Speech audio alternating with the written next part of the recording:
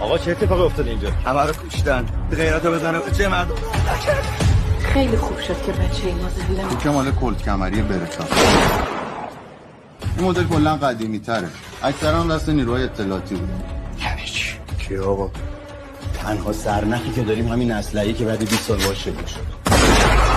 چه آقای خوش‌قیافه‌ای داری؟ اینقدر پشتم گرم هست که همینجا خفت کنم کسی هم کاری بهم نداشته باشه.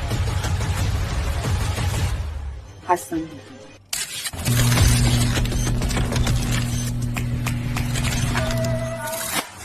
من تیرم خطر نمیره. هر جایی باشی پیدات میکنم یه جوری میکشمت مثل کفتار جیر بکشی.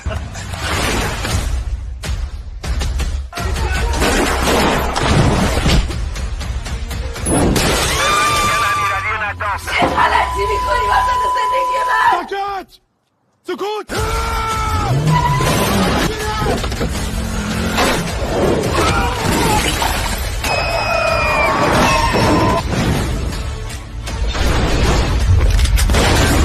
برتا، داستان یک اسلحه. کارگردان امیرحسین ترابی، تهیه کننده کامران حجازی.